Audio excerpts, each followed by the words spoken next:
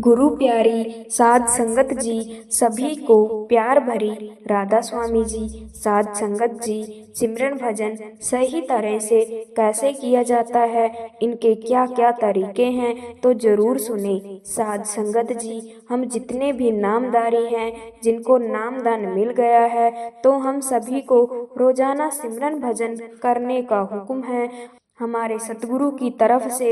और वह हमें जब भी बताते हैं, जब हमें नाम दान देते हैं, और हमें हर बार सत्संग में भी याद कराते ही रहते हैं कि रोजाना सिमरन भजन करना है, और वह भी बिना नागा करना है। और यह सभी लोग जानते ही हैं, तो यह बताने की जरूरत नहीं है। तो अब हम जानते हैं कि सिमरन भजन करने का सही तरीका क्या है, सिमरन भजन सही तरह से कैसे किया जाता है, इसके क्या क्या तरीके हैं जो कि हमें हमारे सतगुरु नामदान के समय बताते हैं। तो आइए सुनते हैं। तो सबसे पहला तरीका तो यह है कि हमें सुबह अमृत वेला में 3 बजे उठ जाना चाहिए, और फिर सुबह उठकर अपना मुंह हाथ धोकर हमें सिमरन भजन करना चाहिए। क्योंकि मुंह धोना इसलिए जरूरी कहा गया है ताकि आपको सुस्ती ना पड़े, और फिर जब सुस्ती पड़ेगी तो फिर लाजमी है कि नींद भी आ जाएगी। बस यही कारण है, कोई खास कारण नहीं है। इसलिए ज्यादा अच्छा यही है कि अब 3 बजे, और अगर आप 2 बजे या 10-15 मिनट बाद उठ जाते हैं तो वह भी ठीक है। आपको आपकी नींद पूरी करना जरूरी है। इसीलिए हम लोग जो सिमरन करते हैं तो उसको 3 बजे उठकर करना चाहिए। और दूसरा है कि सिमरन हमेशा छिपकर ही करना चाहिए। इसलिए हमें दिखाना नहीं है, किसी को बताना नहीं है, छिपकर ही करना चाहिए। और ऐसा नहीं करते तो हमारे अंदर अहंकार की भावना आती है। इसलिए हमें सिमरन हमेशा अपने आप को ढककर ही करना चाहिए, ताकि हम बिना किसी भावना के सिमरन कर सकें, ताकि हमें कोई अड़चन ना आए। और फिर जब हम अपने आप को ढककर सिमरन करते हैं तो फिर हमें जो बाहर की आवाजें हैं तो वो आनी बंद हो जाती है, और फिर हमारा ध्यान सही तरह से केंद्रित हो जाता है, यानी एक जगह इकट्ठा हो जाता है। तो इसलिए हमें सिमरन छिपकर ही करना चाहिए। और तीसरा है कि जिस आसन पर आप बैठते हैं सिमरन भजन के लिए, तो फिर या तो वह सूती का होना चाहिए या फिर कंबल होना चाहिए। क्योंकि बाद में ऐसा ना हो कि आप फर्श पर बैठ जाएं और फिर कभी आपको गर्मी लग रही है और कभी आपको ठंड लग रही है। इसलिए आपको सूती या कंबल को ही लेकर बैठना चाहिए। और अगर आप पलंग पर बैठते हैं तो फिर बिस्तर जो है वह सूती का होना चाहिए, या फिर नीचे कंबल बिछा लेना चाहिए, फिर चादर सूती की वह बिछा ले। और चौथा है कि आपको रात्रि का भोजन जो है तो वह स्वयं से करना चाहिए, ताकि आपको ज्यादा नींद ना आए, ताकि हम रात को भी सिमरन कर सकें। वैसे तो इसके पीछे बहुत कारण है, जैसे जब आप भोजन ज्यादा कर लेते हैं तो एक तो हमें नींद बहुत जल्दी आती है, और फिर जब हम रात को सोने से पहले सिमरन करते थे तो फिर वह हम नहीं कर पाते हैं। और फिर जैसे ही हम सिमरन करने बैठते हैं तो सिमरन पर बैठते ही हमें नींद आ जाती है, और फिर हम सुबह भी सही समय पर नहीं उठ पाते हैं। क्योंकि फिर जब हम सुबह 3 बजे उठने की कोशिश करेंगे तो फिर खाना ज्यादा खाने की वजह से हमसे नहीं उठा जाता। इसलिए हमेशा रात के समय का भोजन जो तो हमेशा हल्का ही करना चाहिए और कम ही करना चाहिए, और घर का भोजन ही खाएं। जैसे तला हुआ भुना हुआ यह भोजन ना खाएं, घर का पौष्टिक शाकाहारी भोजन खाएं। क्योंकि अगर हम ऐसा भोजन जैसे हल्का भोजन और शाकाहारी भोजन खाते हैं तो फिर एक तो सबसे बड़ी बात यह है कि हम शारीरिक बीमारियों से बचे रहेंगे। इसलिए हमेशा शाकाहारी भोजन ही खाएं। जैसे हम सत्संगी लोग हैं, फिर चाहे वह किसी भी पंथ से जुड़े हैं, और अगर वह नाम का सिमरन करने बैठते हैं तो फिर हर एक आदमी को यही हिदायत दी जाती है कि हमेशा शाकाहारी भोजन खाना चाहिए। इसलिए मांसाहारी भोजन और किसी भी प्रकार के नशे की सख्त मनाही है। जो परमार्थ के मार्ग पर उन्नति पाना चाहते हैं, जो तरक्की पाना चाहते हैं, जो रोजाना नाम का सिमरन भजन करते हैं, जो सत्संगी भाई बहन हैं, तो उनको इन चीजों से दूर ही रहना है। नशा किसी भी प्रकार का नहीं करना है, फिर चाहे वह किसी भी प्रकार का हो। और फिर सबसे प्रेम करना चाहिए, क्योंकि प्रेम करना कोई पाप नहीं है। प्रेम करना है मगर मोह नहीं करना है, मोह के माया जाल में नहीं फंसना है। इसलिए ध्यान रखें, प्रेम यह शब्द तो दो है, मगर इसका अर्थ बड़ा गहरा है और यह आप भली भांति जानते हैं। और आपके अंदरूनी रहस्य को जो आपको अनुभव हो रहे हैं, तो वह अनुभव को कभी भी किसी को ना बताएं, क्योंकि अगर हम अपने अंदरूनी रहस्यों को, अनुभवों को किसी से साझा करेंगे तो फिर इससे हमारी दौलत कम हो जाएगी। और इसके पीछे तात्पर्य यह है कि जब भी आप सिमरन करने के लिए सिमरन की बैठक पर बैठते हैं, अपने आसन पर बैठते हैं, जब आप सिमरन करते हैं और फिर जो आपको नाम के सिमरन के दौरान जो रूहानी दौलत प्राप्त होती है, तो उसको आपको किसी के साथ भी शेयर नहीं करना है, किसी के आगे जाहिर नहीं करना है। और फिर जब आप इन रूहानी दौलत को किसी के साथ शेयर करते हैं, इन बातों को किसी के साथ शेयर करते हैं, तो फिर वह कम हो जाएगी। इसीलिए इस बात का खास ध्यान रखें। अब ज्यादातर जो सत्संगी लोग हैं, जो जिनको अंदरूनी दौलत जो मिलती है और फिर जब वह किसी दूसरे के साथ शेयर करते हैं, और हमने बड़े लोगों को देखा है ऐसे करते हुए, और फिर उनके जो किसी किस्म की जो उनको आवाजें धुनें अंदर सुनाई देती है, तो फिर वह बंद हो जाती है। इसीलिए इस चीज का खास ध्यान रखें। इन अनुभवों को, रूहानी दौलत को जो हमें सिमरन भजन के दौरान सतगुरु की दया मेहर से जो हमें प्राप्त हो रही है, तो इन्हें गुप्त ही रखें और क्रोध को अपने आप से दूर रखें, क्योंकि क्रोध सिमरन के उलट है। जैसे आप सिमरन कर रहे हैं और रोजाना सिमरन करते हैं और अच्छी तरह से नाम का सिमरन करते हैं, और फिर सिमरन करने के बाद भी आपको क्रोध आता है, आप किसी पर क्रोध करते हो, तो यह याद रखें कि आपके सिमरन में कहीं ना कहीं कुछ कमी है। इसलिए जितना हो सके आपको क्रोध को काबू करके रखना है। और जब भी आपको क्रोध आए, तो फिर आप नाम का सिमरन करने में लग जाएं। नाम के सिमरन को अपने कंठ से जब मन को उस समय, क्योंकि क्रोध तो मन ही करता है ना, क्योंकि हमारी आत्मा तो प्योर है, शुद्ध है, और वह ना तो क्रोध करती है ना और कुछ, लेकिन जो हमारा मन है तो यही हम लोगों से सभी काम करवाता है।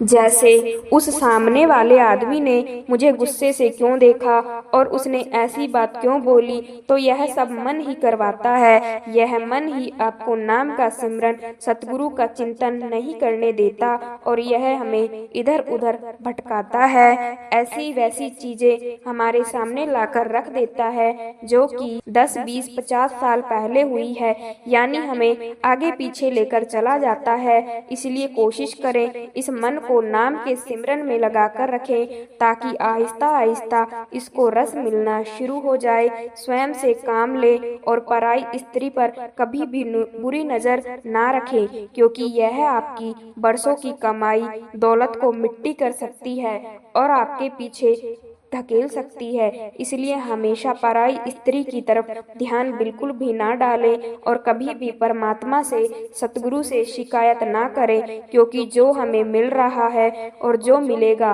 तो वह सब हमारे कर्मों का ही नतीजा है, क्योंकि किए गए कर्मों से तो भगवान भी नहीं बच सकते।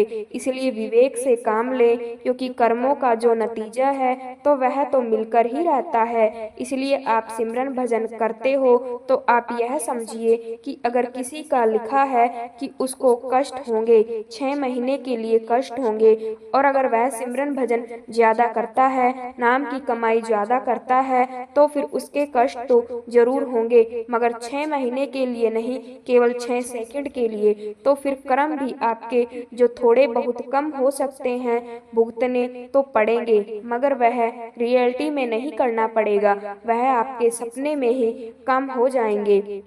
कहने का मतलब यही है कि आपके कष्ट कम हो जाएंगे, और जब कष्ट कम होंगे, चाहे वह सपने में ही हो, मगर आपके कर्म तो कट गए। लेकिन इसके लिए आपको बहुत कठोर यह है, अगर कर्म किसी के ऐसे हैं, फिर आपको बहुत दिन रात आपके सतगुरु का ध्यान करना पड़ेगा। और यह हमें सतगुरु ने नाम दान दिया है, और उसको जिस तरह से सतगुरु ने बताया है तो उस तरह से जपना पड़ेगा। इसलिए नियमित सत्संग सुने और सबको प्रेम करें, और कभी भी नास्तिक के साथ बहस ना करें, उनकी संगत कम करें, और रोजाना अपने वक्त में से 2.5 घंटे का सिमरन भजन जरूर करें, 2.5 घंटे का समय जरूर निकालें। और जिनको अभी अभी नामदान मिला है तो धीरे धीरे समय को बढ़ाते जाएं, और फिर इसको आहिस्ता आहिस्ता 2.5 घंटे तक लेकर जाएं। और रोज रात को अपने आप से यह जरूर पूछें, आज आपने क्या अच्छा काम किया है, तो इससे आपको दूसरों की मदद करने की प्रेरणा मिलेगी, और आपकी रूहानी सफर पर तरक्की आसानी से हो जाएगी। सिमरन भजन में बैठकर सतगुरु का ध्यान करें, और कोई भी अभिलाषा इच्छा अपने मन में ना रखें, और निस्वार्थ होकर सिमरन भजन करें, नाम का सिमरन करें। और जो सतगुरु ने नाम के वक्त जो युक्ति बताई थी, जो जब हम नाम लेते हैं, और जो सतगुरु ने जो नाम सिमरन करने की जो युक्ति बताई थी, तो उसके अनुसार सिमरन करें, और हर एक काम को सतगुरु का काम समझकर करें, और अपने परिवार को भी सतगुरु की संगत समझकर सेवा करें। और फिर आपको हर समय सतगुरु की याद आती रहेगी, और फिर आपसे कोई भी गलत काम नहीं होगा। इसलिए हर समय यही कोशिश करें कि नाम का सिमरन मन से करें। फिर एक दिन ऐसा समय आएगा कि आपका मन नाम के रस के साथ जुड़ने में मदद करेगा। इसलिए हर समय कोशिश करें कि आप नाम शब्द को मन से जो जीभ से करते हैं तो मन से करवाएं, और फिर एक समय ऐसा आ जाएगा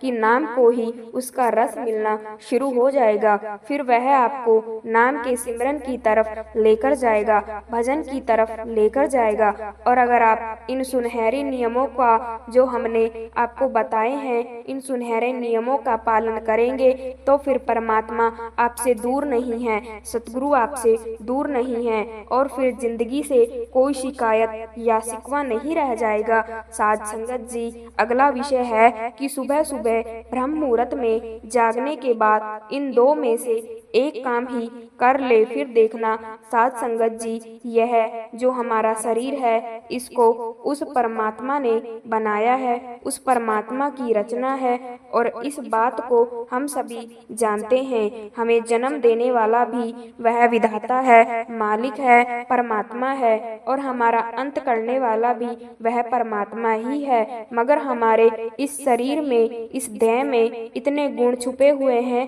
कि अगर हम उनको करने अपना ले तो हमें हर कार्य में उन्नति कर सकते हैं, हम संसार से मुक्ति पा सकते हैं, और इसी शरीर के द्वारा हम नाम की भजन बंदगी करके इस संसार से मुक्त हो सकते हैं और उस परमात्मा को मिल सकते हैं। लेकिन इसके लिए हमें अपने शरीर पर ध्यान देने की सख्त जरूरत है। इसीलिए साध संगत जी, आज का जो सत्संग का शीर्षक है वह है कि सुबह सुबह ब्रह्म मुहूर्त में जागने के बाद में इन दो में से चाहे एक काम ही कर ले, फिर हमारी जिंदगी में बदलाव आने शुरू हो जाएंगे। आप सोच भी नहीं सकते साध संगत जी, अगर हम सुबह सुबह ब्रह्म मुहूर्त में उठकर अपनी नाभि पर हाथ रखकर अगर हम यह उपाय कर लेते हैं तो फिर हमारी कोई भी छोटी से छोटी या बड़ी से बड़ी इच्छा शीघ्र ही पूरी हो जाएगी और आप आध्यात्मिक शक्तियों के साथ एक हो जाएंगे। इसलिए हम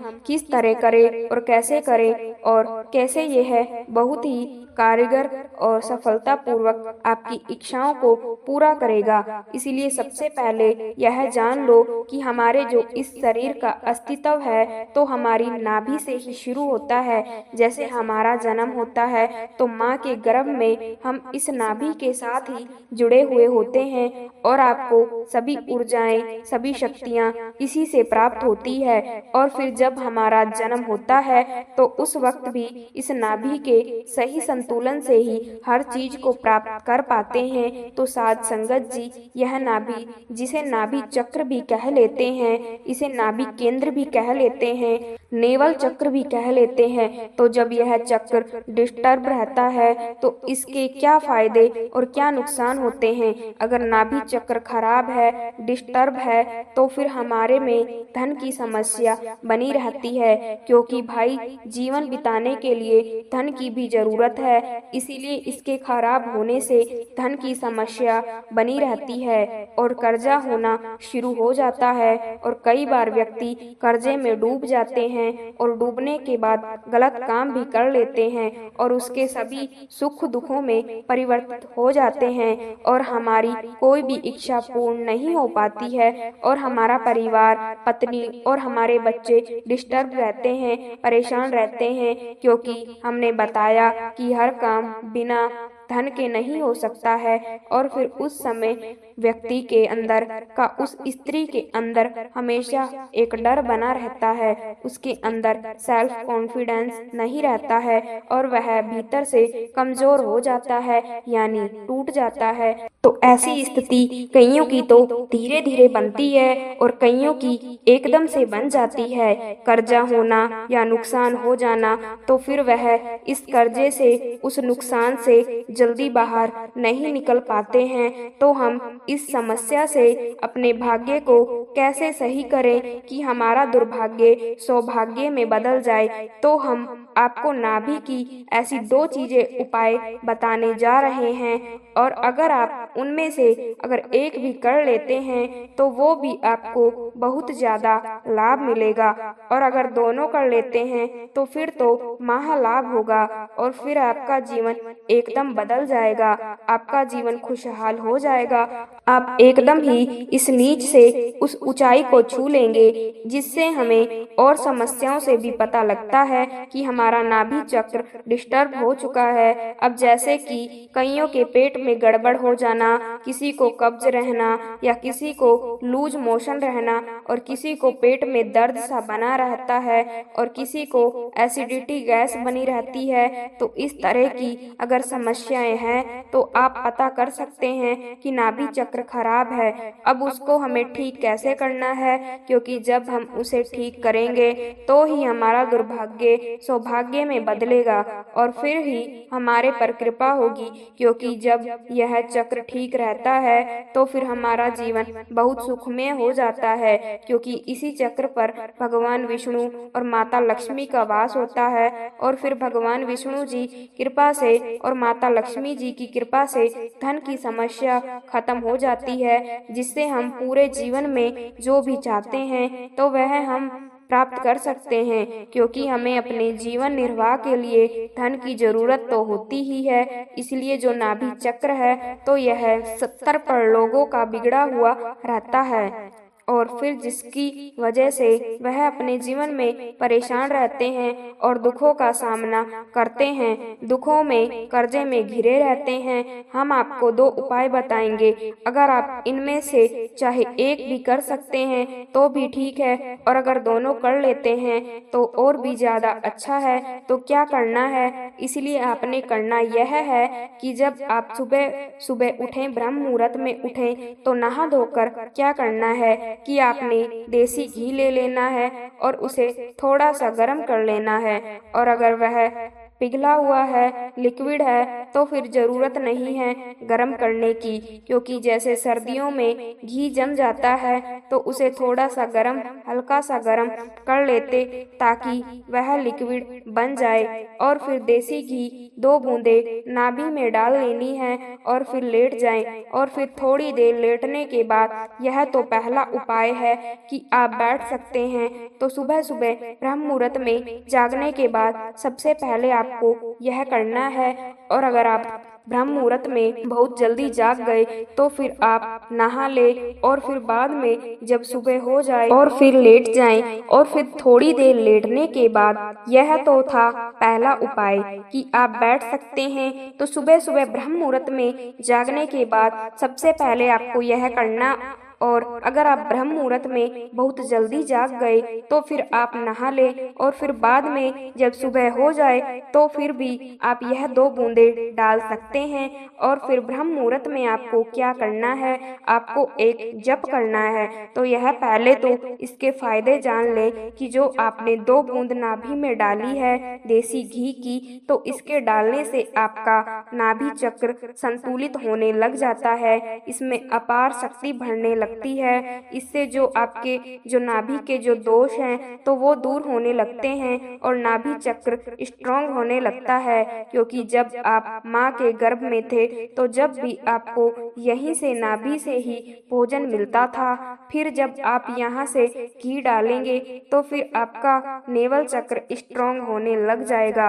और फिर जैसे जैसे यह स्ट्रांग होगा तो फिर आपके शरीर की सुंदरता भी भरने लग जाएगी और फिर आपके पेट के रोग भी ठीक होने शुरू हो जाएंगे और आपकी आर्थिक समस्या भी ठीक होने शुरू हो जाएगी। तो इस तरह से इन बूंदों से आपको काफी लाभ होना शुरू हो जाएंगे और यह बहुत ही शारीरिक और आर्थिक दोनों स्थितियों को ठीक करना है और पेट की समस्याएं आपकी ठीक होने लगती है। जैसे चाहे कब्ज है, चाहे आप खाना खाते हैं तो वह पचता नहीं है, तो इस तरह से कई समस्याएं इन बूंदों को डालने से ही ठीक हो जाएंगी। फिर दूसरा उपाय यह करना है कि जब आप सुबह ब्रह्म मुहूर्त में जाग जाते हैं और फिर जब आप ध्यान में बैठते हैं तो फिर आपने अपने दोनों हाथों को सीधा रखकर पहले दाहिने हाथ को नाभि चक्र पर रख लें और फिर अपने बाएं हाथ को उसके ऊपर रख लें दाएं हाथ पर और नाभि चक्र को अपने दोनों हाथों से ढक लेना है। और यह करके आपको सीधे बैठ जाना है, बिल्कुल सीधे जैसे आप बैठते हो चौकड़ी लगाकर ध्यान करते समय। और अगर आप चौकड़ी लगाकर नहीं बैठ सकते, आपका शरीर साथ नहीं देता है, तो फिर आप कुर्सी पर भी बैठ सकते हैं और फिर बैठ जाएं और अपने दोनों हाथों को रख लें जैसे हमने बताया है। और फिर आप अपनी गर्दन को थोड़ा सा ऊपर उठा लें, क्योंकि अगर आप गर्दन को झुका कर रखेंगे, नीचे की तरफ रखेंगे, तो आपको नींद आएगी और आपको विचार भी घेर लेंगे। इसलिए थोड़ा सीधा सा ऊपर कर ले तो फिर आपका ध्यान भी लगेगा। और फिर उस समय में आपको एक मंत्र का जाप करना है जो कि इसी का बीज मंत्र है, नाम है। आपने ऐसे ही बैठे बैठे राम का जाप करना है और कम से कम 15 मिनट तक और ऐसे करना है जैसे हम कर रहे हैं, राम राम।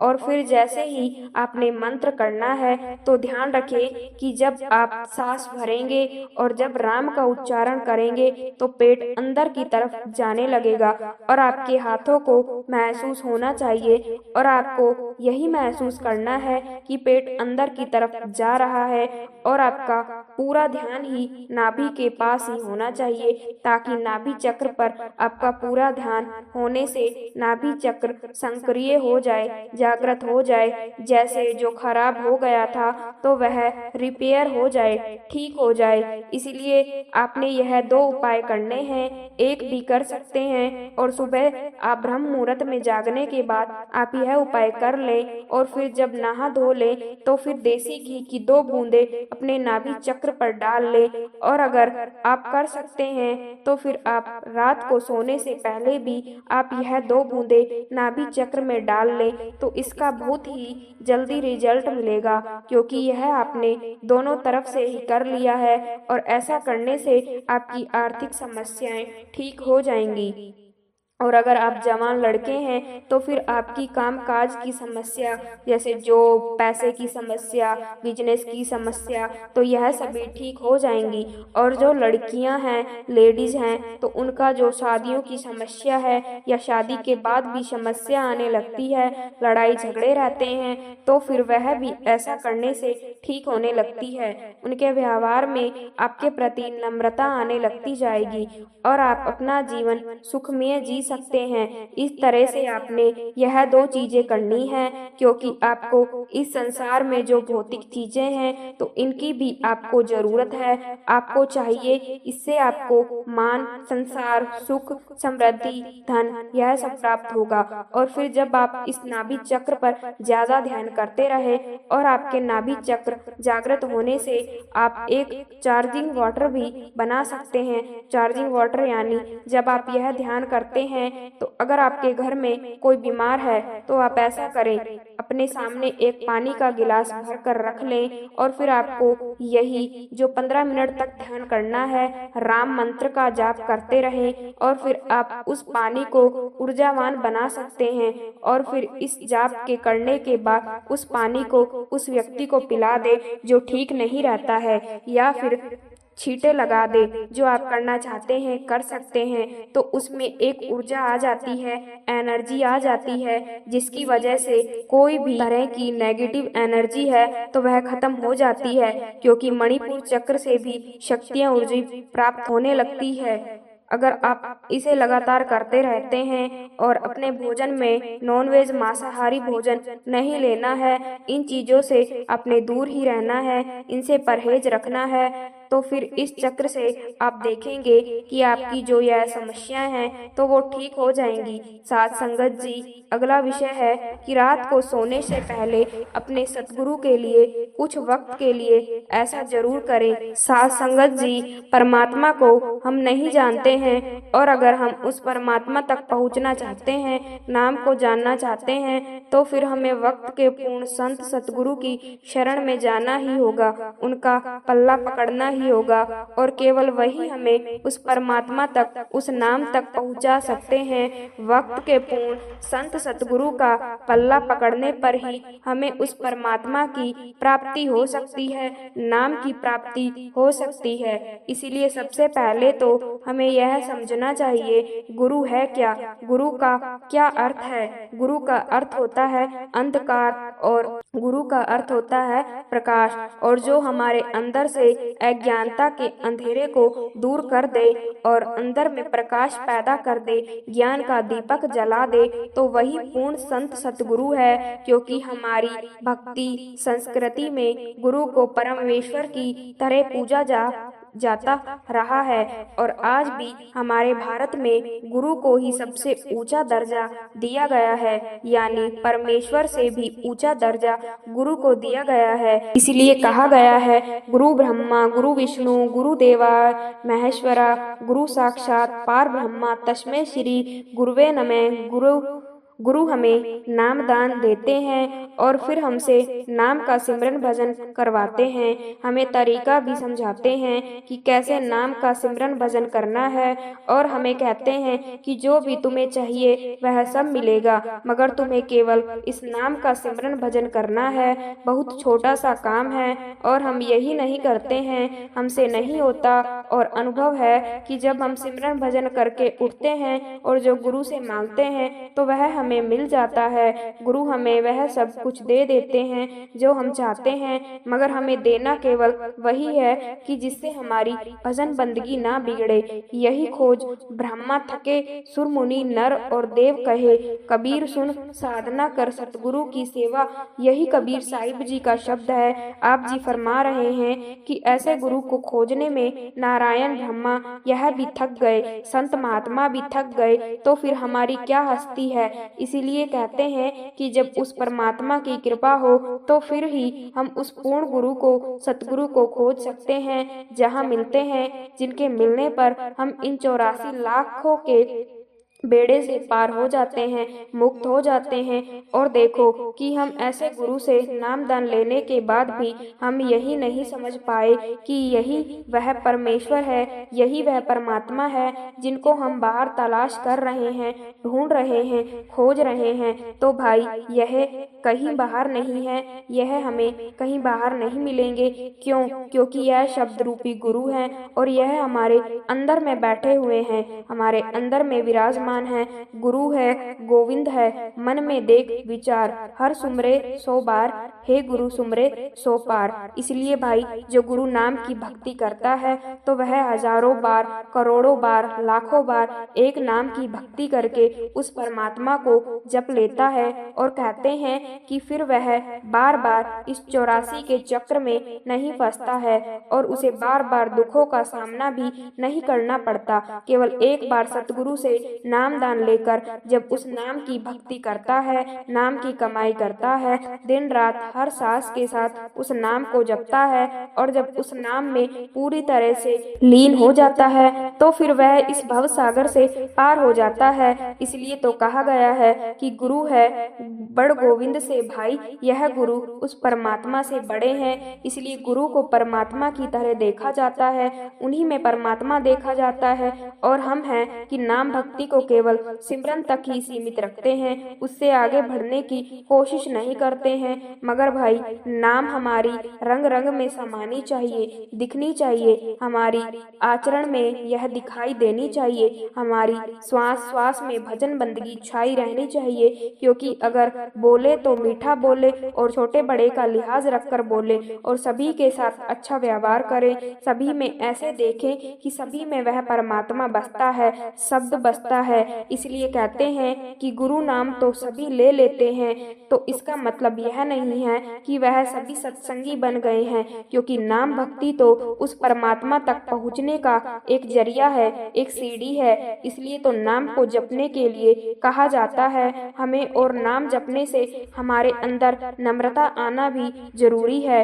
अब बहुत से लोग ऐसे भी हैं कि जिनको नाम दान लिए हुए काफी समय हो गया है और उनको भजन बंदगी तो छोड़ो, उनके अंदर थोड़ी सी भी नम्रता नहीं आई है। तो भाई जो गुरु आगे झुकते हैं, जो गुरु को सब कुछ मानते हैं, तो वही लोग धन्य हैं। और अगर हम गुरु के आगे ना झुके और उन लोगों के आगे झुकते हैं जिनके अंदर वह गुरु समाये होते हैं, तो फिर भाई गुरु तो और भी ज्यादा खुश होते हैं। गुरु को भी महत्व देना चाहिए और परमात्मा को भी महत्व देना चाहिए। क्योंकि परमात्मा सभी के अंदर है, तो उस परमात्मा को भी महत्व देना चाहिए, सभी को महत्व देना चाहिए। और फिर जब व्यक्ति नाम के साथ समाहित हो जाता है तो वह फिर पूरी तरह से गूंगा हो जाता है, बहरा हो जाता है। उसे केवल गुरु नाम के सिवा और कुछ सुनाई नहीं देता है, कुछ दिखाई ही नहीं देता है। और वह दुनिया में रहते हुए, दुनिया के काम काज करते हुए भी, अपनी जिम्मेदारियों को पूरा करते हुए भी, और साथ ही वह गुरु नाम भी पूरी तरह से मस्त रहता है। तो भाई इस तरह से जो नाम की कमाई करते हैं, तो फिर उनके लिए चाहे संसार में कुछ भी होता रहे, उनके कानों में केवल शब्द शब्द और शब्द गूंजता है और कुछ नहीं। वह दुनिया की ओर से बहरे हो जाते हैं और उनके कानों में केवल गुरु की शब्द धुन ही गूंजती है और वह अंधा हो जाता है संसार की तरफ से। मगर अंतर में उसे सब कुछ दिखाई देता है, शब्द का प्रकाश दिखाई देता है और वह गूंगा हो गया है संसार की तरफ से। मगर उसके अंतर में नाम का जप जाप चलता रहता है और चलता ही रहता है, और उसके पांव भी केवल उस तरफ ही जाते हैं जहाँ पर गुरु है, गुरु का द्वार है। इस तरह गुरु ने बाण मारा है। जब इस तरह गुरु से प्रेम करते हैं तो फिर वह सब कुछ हासिल कर पाते हैं। वैसे नहीं, हमारा जो मन है तो यह हमें नाम की भक्ति नहीं करने देता। मगर सतगुरु कहते हैं कि तुम नाम का सिमरन करते रहो और फिर मन अपने आप ही तुम्हारे वश में हो जाएगा। सतगुरु कहते हैं कि नाम को श्वास श्वास में जपते रहो और मन को ब्रह्म के ज्योत के धुन के ऐसा स्थापित करो कि इससे तुम्हारा मन नाम के सिमरन से जुड़ा रहे और जन में तुम्हें शब्द सुनाई धुन सुनाई दे और शब्द का प्रकाश दिखाई दे। इसलिए इस मन को शांत रखो और फिर जितना इस मन को शांत रखोगे तो फिर उतनी ही तुम्हें सिमरन भजन द्वारा और शांति प्राप्त होगी। और जो मालिक ने दिया है तो उसी को मालिक का हुक्म समझकर उसी में खुश रहो और भूलकर भी कभी परमात्मा से यह वो ना मांगो। जो भी दिया है, जो दे दिया है, तो उसी में सब संतोष रखो, उसे स्वीकार करो। अब जैसे जो नौकर है तो वह सारा दिन ही काम करे तो समझ में आता है, क्योंकि उन्हें लगता है कि जो कुछ भी वह इकट्ठा कर रहे हैं तो वह उसे अपने साथ ले जाएंगे। इसलिए जो नामधारी हैं, जिनको सतगुरु से नाम मिल चुका है, तो भाई उन्हें तो पता होना चाहिए कि इस दुनिया में कोई भी ऐसी चीज नहीं है जो हमारे साथ जाएगी, सब कुछ यहीं पर धरा का धरा रह जाएगा। इसलिए भाई इस काम भक्ति को छोड़कर हंसों की वृत्ति अपनाओ, वह सभी अपनाओ कि जिससे सतगुरु गुरु का ध्यान रहे। पहले ये कागा था, कहा काम करता था, जीवन बिता रहा था, अब तो मन हंस हो चुका है। पहले यह मन काग था, करता जीवन घात, अब तो मन हंसा भया, मोती चुग चुग खात। इस तरह अगर नाम की भजन बंदगी करने में लग जाओगे तो हमारे अंदर यह सब्र संतोष आएगा और फिर ही यह हमारा मन कंट्रोल में आएगा। कहते हैं गोधन गज धन वाज धन और रतन धन खान, जब आवे संतोष धन सब धूल सामान, सब धूल सामान। और फिर जब हमारा सारा धन मिट्टी के समान दिखाई देता है। इसलिए अगर इस मन को वश में करना है तो सिमरन भजन के द्वारा, संत गुरु के नाम के द्वारा और गुरु के स्वरूप के ध्यान के द्वारा तो फिर मन कंट्रोल में आ जाता है। फिर जीव आत्मा चाहती है कि उस परमात्मा को देखे, ईश्वर को देखे, क्योंकि भाई परमात्मा को हमने नहीं देखा है तो हम फिर उन्हें कैसे देखेंगे, क्योंकि परमात्मा खुद तो कहेगा नहीं कि मैं परमात्मा हूँ, क्योंकि गुरु ही हमें समझाते हैं, फिर ही हमें समझ में आता है कि यह परमा है। और फिर जब भी परमा कोने का मन करे तो अपने सतगुरु जी को जी भर के देख ले, क्योंकि यह बहुत बड़ी भक्ति है। वैसे भी तो हम दुनिया के पदार्थों शक्लों को देखते हैं और उन्हीं को सच समझ बैठे हुए हैं और उन्हीं के लिए हमारे मन के अंदर तरह तरह की भावनाएं उत्पन्न होती है। इसीलिए अपने सतगुरु को देखें, सतगुरु के सत्संग में जाएं और जब सतगुरु सत्संग फरमा रहे होते हैं तब देखो, सतगुरु दर्शन देने आते हैं तब देखो। और उससे भी अच्छा है एक शांत सी जगह पर बैठकर ध्यान के द्वारा, नाम के सिमरन के द्वारा सतगुरु को अपने अंदर में देखें और अपने आज्ञा चक्र पर सतगुरु के स्वरूप को जोड़कर रखो। और यह इतना सुखद अनुभव है कि इन शब्दों में हम बयान ही नहीं कर सकते। जिन पर दया महर सतगुरु की, उनको दर्शन और दर्शन सतलोक सिधारी सतनाम पद। इसलिए समझने की कोशिश करें कि जिन पर सतगुरु की कृपा होती है, जो दया महर होती है, तो फिर वही सतगुरु हमें हमारे अंदर में उस परमात्मा के दर्शन करा देते हैं इसी आज्ञा चक्र पर। और अगर एक बार अपने अंदर में देख लिया तो फिर हमें बार बार इस 84 के चक्र में नहीं आना पड़ता। इसीलिए कहते हैं कि अंत समय यानी मृत्यु के समय हमारा जहाँ ध्यान होता है तो हमें वहीं पर जन्म मिलता है। और फिर जिसने सारी जिंदगी अपने अंदर में अपने सतगुरु के स्वरूप को देखा हो, बसा कर रखा हो, तो केवल वही अंत समय जब मृत्यु आती है तो सतगुरु का ध्यान कर सकता है, वैसे नहीं। क्योंकि नाम का सिमरन भजन करने से हमारे अंदर निडरता आती है और फिर जैसे जैसे सिमरन भजन करते जाएंगे तो नम्रता अंदर में अपना अपना स्थान बना लेगी। आपस को जो जाने नीचा सोए नीचा सबसे ऊंचा। कहा है कि वही व्यक्ति सबसे ऊंचा है जो कि अपने आप को सबसे नीचा समझता है, यानी लोगों की पैरों की धूल समझता है, अपने आप को सबसे नीचा मानता है। और हमारा हाल देख लो कि अगर हमें कोई नीचा कह दे, एक दूसरे के साथ लड़ने झगड़ने लग जाते हैं। और अगर आप सत्संगी हैं, नामधारी हैं, तो फिर तो सोचने की बात है कि आपने जो नाम अभी तक जपा है तो वह किस काम का। अगर घर के बड़े हमसे कुछ कह दे तो हम सुनने के लिए तैयार नहीं हैं, और अगर पड़ोसी कुछ कह दे तो हम लड़ने झगड़ने के लिए तैयार हो जाते हैं। और कई बातें हैं जिसके कारण आप मिनटों में गुस्सा हो जाते हैं। इसलिए भाई अपने आप को नीचा समझो लोगों के चरणों की धूल समझो और जो अपने आप को लोगों से नीचा समझता है, केवल उसी के अंदर नम्रता आ सकती है और किसी के अंदर नहीं आ सकती, क्योंकि सिमरन भजन करके, नाम भक्ति करके सभी तरह की चिंताओं से मुक्ति मिल जाती है। कहते हैं, चाह गई चिंता मिटी मन हुआ बेपरवाह, इसको कुछ ना चाहिए सो ही शहंशाह।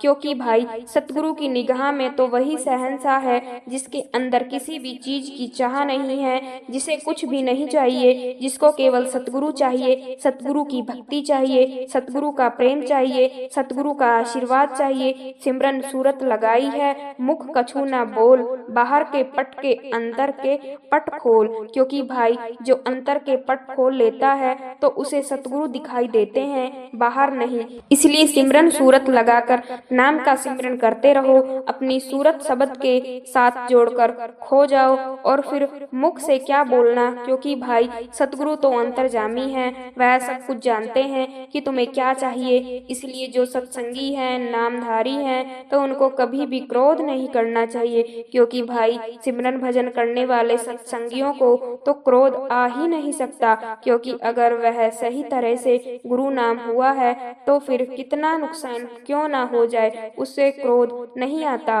और फिर चाहे सामने वाला व्यक्ति उसको कितना भी क्यों ना उसको और मन के अनुसार छोटा सा छोटा काम भी ना बने, फिर भी उसको अभी कभी क्रोध नहीं आता है, क्योंकि क्रोध करने से हमारे अंदर से नाम भक्ति खत्म होने लगती है और क्रोध करने से भय और डर पैदा होता है और बुद्धि भ्रष्ट हो जाती है। और जब बुद्धि भ्रष्ट हो जाती है तो फिर विवेक चला जाता है, तो फिर हम कैसे सत्संगी हुए। कुटिल वचन सबसे बुरा जाप करे, तन जाए सात वचन, जल रूप है बरसे अमृत धार।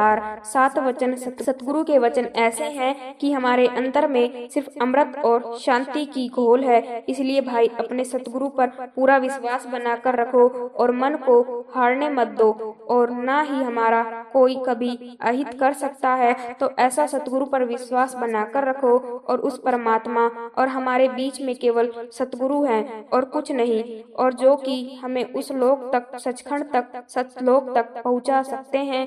कबीर क्या मैं चिंतित हूँ, मन चिंतित क्या हुए, मेरी चिंता हर करे, चिंता मोह न कोय। अब देखो संत कबीर साहिब जी ने कितनी बड़ी बात कह दी। आप क्या फरमा रहे हैं? आप जी फरमा रहे हैं कि मेरी चिंता वही करता है, परमात्मा करता है, वह सतगुरु करता है। जब मेरी चिंता वह कर रहा है तो फिर भाई मुझे किस बात की चिंता है। इसलिए तो कहा जाता है कि गुरु पर कभी शंका नहीं करनी चाहिए और उनको कभी मानस का रूप ना समझो। गुरु है गोविंद थे, क्योंकि भाई यह बात सच है कि गुरु उस गोविंद से, उस परमात्मा से बड़े हैं। इसलिए सारा दिन ही उनकी मौज में बिताओ और फिर सतगुरु के नाम का ध्यान करते रहो। चलते फिरते, उठते बैठते, सोते जागते, अपना काम धंधा करते हुए, और फिर जो भी जीवात्मा हर समय सतगुरु की आराधना करता है, गुरु के नाम की भक्ति करता है, तो केवल वही इस कलयुग के अंदर सुखी है। और जो सब भाई यहाँ पर दुखी हैं और केवल दुखी ही हैं। साध संगत जी, यह था हमारा आज का सत्संग। अगर आप सभी को उस परमात्मा की खोज में हो तो इस चैनल को सब्सक्राइब कर लीजिए, क्योंकि हम आपके लिए ऐसे ही रूहानी सत्संग लाते रहेंगे ताकि आप बाबा जी का आशीर्वाद प्राप्त कर सके। राधा स्वामी जी।